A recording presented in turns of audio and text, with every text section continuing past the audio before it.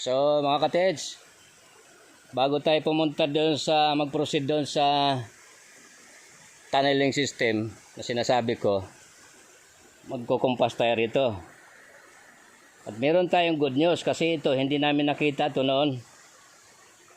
Kasi ito umusog, saka maraming ganito, lumot na ganito. Ayan. Ayan po oh. Ayan oh. Aro. Ang linaw po ng aro. Ayan, may dalawang ano siya, may dalawang Kasama sa buntot. Tapos punta na sa ulo. Ayan. So ayan po yung arrowhead niya. Tapos may tinuturo siya doon. Yan. Butas. Na butas. Maaring bato yan. Ngayon kung na-imagine ko tong bato na to dati, yan pong arrow na yan, nakaturo mismo doon sa, so talagang maganda tong kaya sabi ko kusang ituturo ng ano yun eh. So nakakasana po yung kumpas natin yan, naka 0 level na yan oh. So tingnan natin, may degrees pala. Hindi 0-0. Yan po ang linaw ng arrow. Yan. Ayan po. Yan o. Yan. Buntot. Mula sa buntot papunta sa ulo. Ayan. Yan po ang arrow. So mayroon pala siyang malinaw na arrowhead dito na hindi namin nakita nung nakaraan. Yan po. So ulitan pa natin uli para malinaw. Yan. Tapos tinutumbok niya yon, yung may uka dito. Sa malamang yun yung bato na tinutukoy. Kasi meron tayong bato doon. So ngayon kung ibalik natin to sa dating posisyon, ang turo po niyan doon sa operasyon namin doon sa tunneling system. So ngayon, meron tayong kompas. Nandoon po yung hukay namin, yung isa.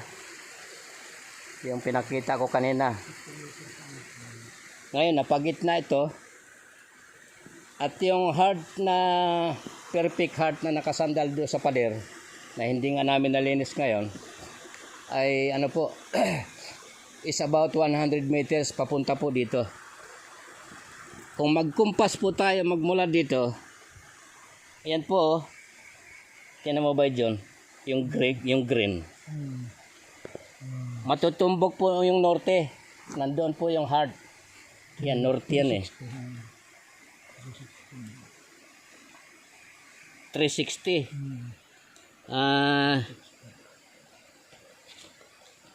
Tawag dito northeast, northwest. Nasa northwest siya, 360 degrees. Tapos yung tunneling system, ito po.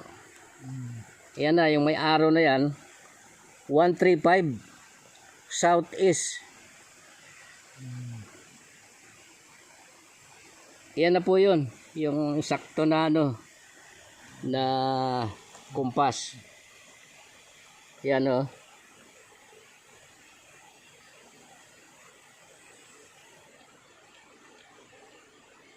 So kung tingnan natin dito sa meter niya dito sa ibabaw, 360.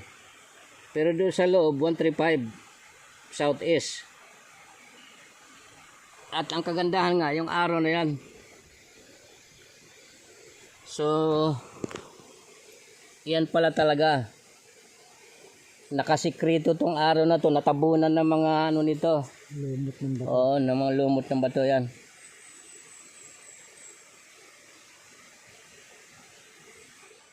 Yan po yung araw. Yan. Yan. So ano na po, tawag dito, bingo na. So puntahan po natin ngayon yung tunnel na sinasabi ko na cemented. Dito pala maganda dumaan ba dyan eh. Baka matapilok pa tayo dyan eh. May sumampa rin dito. Lagyan mo ng dumi yan. Yung araw lagyan mo ng dumi. Baka hindi rin nila napansin yan.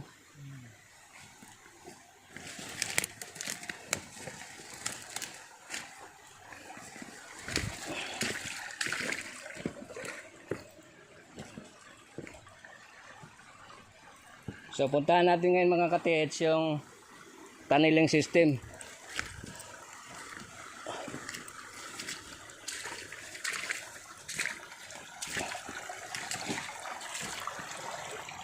So nabuo na po natin yung puzzle.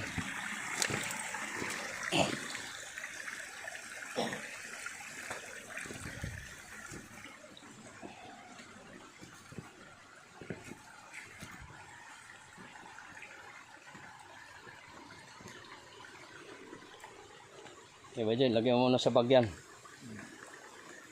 Kaya pa ba dyan, yung pati tubig?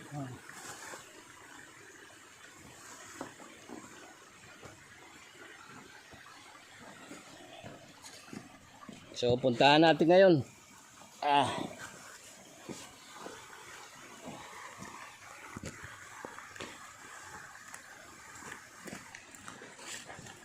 $50 meters away po.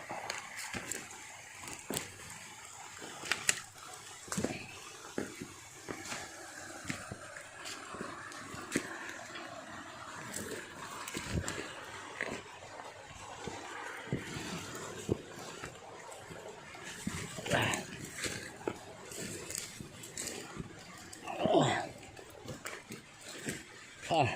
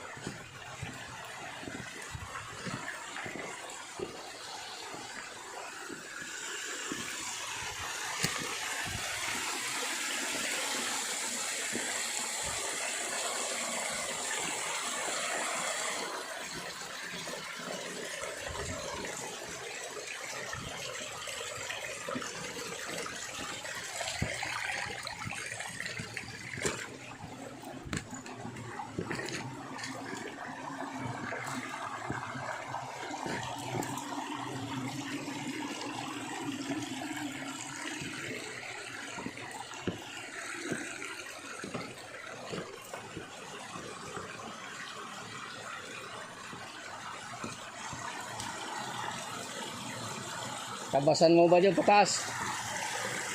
Ha? Tingnan mo tuloy yung asa.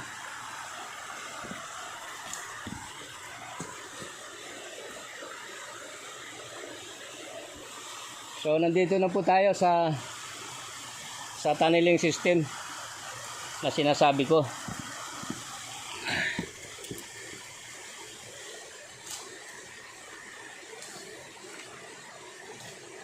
Parang umusog uli yung bato.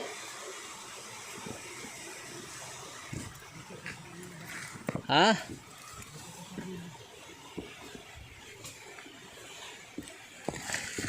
Umusog din? Ha? Oh, lumayo. Ito po yung big rock na nakatakip po dyan sa pintuan. So tingnan po natin.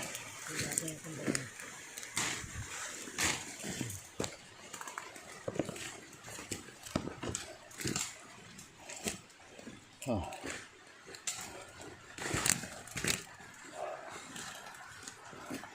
Ito pong big rock na to, naka-ano po ito, nakapatong po yan dyan. Napakalaki nito. Dito po naka-point yung arrowhead. Pero doon sa Y din, yung Y na lettering, yung mahaba niyang buntot, papunta rin dito. Kaya nga nadala kami dito dahil sabi ko bakit mahaba yung galamay ng ng Y. So yan po ang nagturo sa amin papunta rito. Pero yung arrowhead na yon, ngayon lang namin natuklasan yon kasi gumalaw yung bato. At ito din, naalis siya dyan sa pwesto. So ito na po yung tunnel. May tubig ba? Wala. Wala. Kasi mataas pa tayo. Hindi ka pala dyan. Ito nakabubong niya. Yan, litrato na yung picture. Hindi. Kailangan paganahin natin flashlight eh.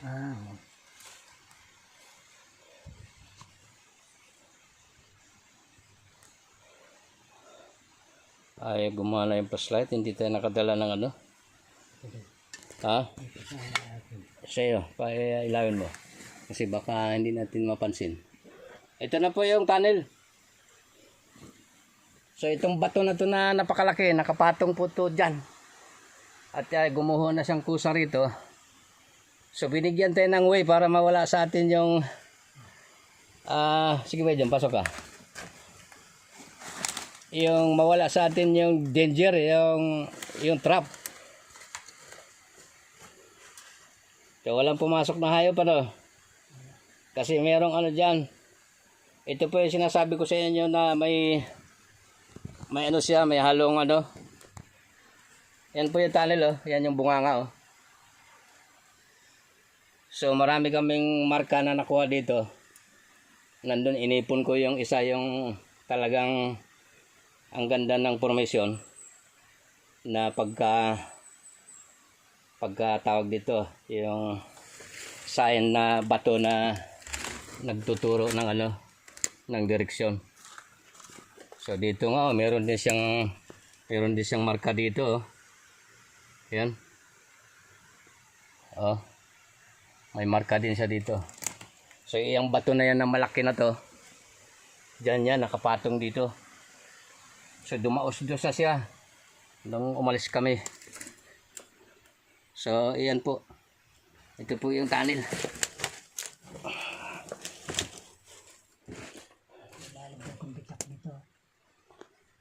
Bilawan mo ba yun? Ito po yung pinakabubong ng ng tunnel. At ito may dot pa dito sa ibabaw. Ito yung kisame. So may mga guide din. So kung pansinin natin walang pumasok na hayop.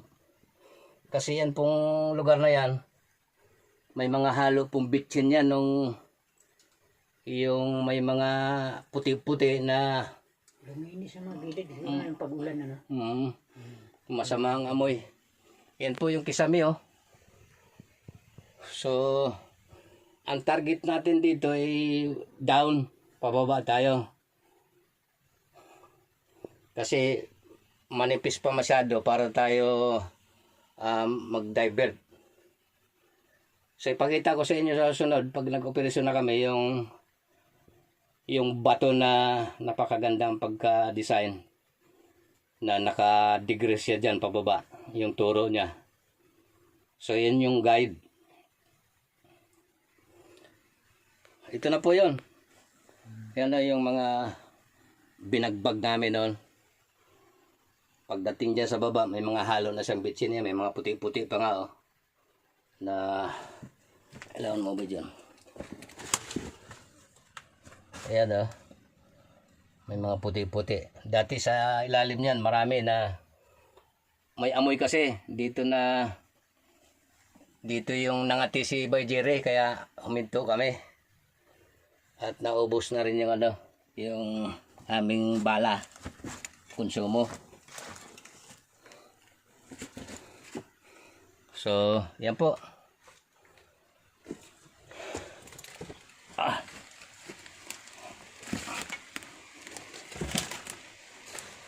Ito po, napakalaki ng bato na ito na nakabarika dyan, nakapatong dito sa labi na to. Parang ginawa talaga ito eh. Yan o. Ang problema kayo paano yun, ang binuusbos mo. Oh, na problema kami dito kasi napaka delikado. Sabi ko kasi ang bigat nito. Isa ito sa pinangamba namin. Tapos kusa na siyang dumaos-dos oh. So pinagbigyan tayo para mag-operasyon diyan. Oh. Kailangan mo diyan ba dyan. Yan po yung tunnel natin. Kaya sinasabi ko na tunneling system, yan na yan.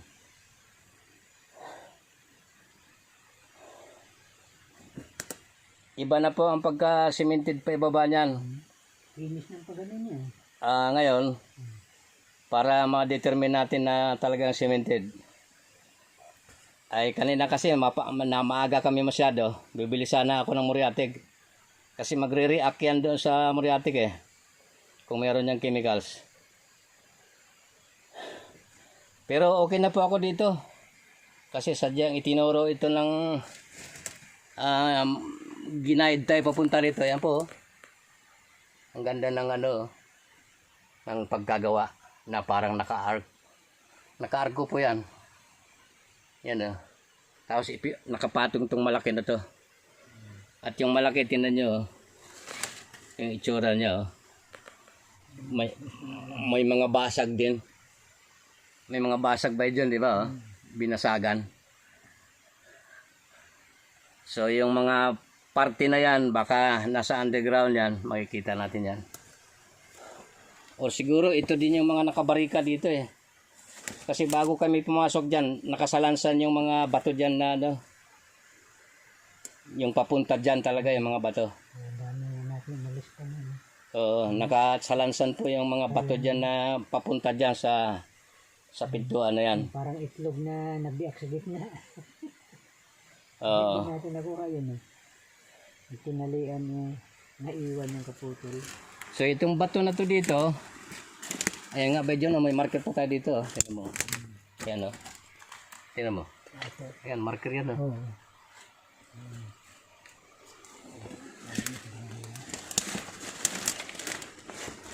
Ngayon itong bato dito, dito na to. Itong malaki na to, saka ito. Dito na dati talaga to. Nakaharap to dyan sa tunnel. Oh, isipin nyo, napakalaking bato nito. Na nakadagan dyan sa, ayan oh.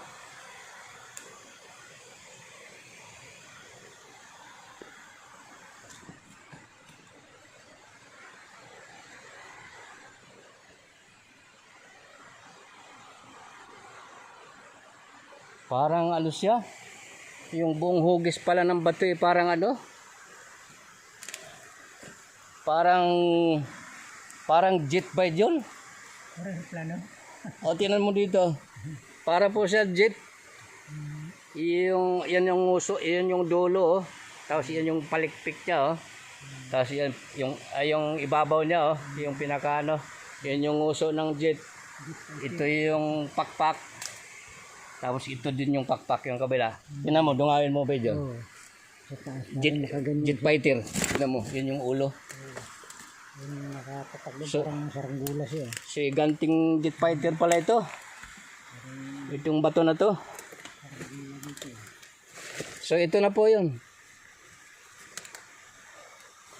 Pero malaki pong trabaho yan. Hindi yan biro.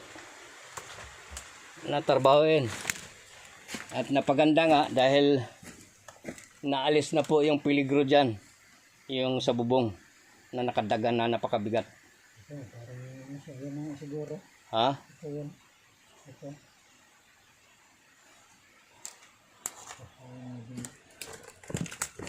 May palikpik niyan. Parang hindi siya. Oo, iba. Hindi nga eh. Kung sundan mo yung figurize niyan. Pagong yan oh. Pagong na. Yung ulo oh. Yan oh. Figurize na pagong. Na likod. pumasok na siya dyan. Na pala yun. So pumasok na siya dyan. sa loob. So, yan. So, sa tingin ko yung analyze po ang mahalaga.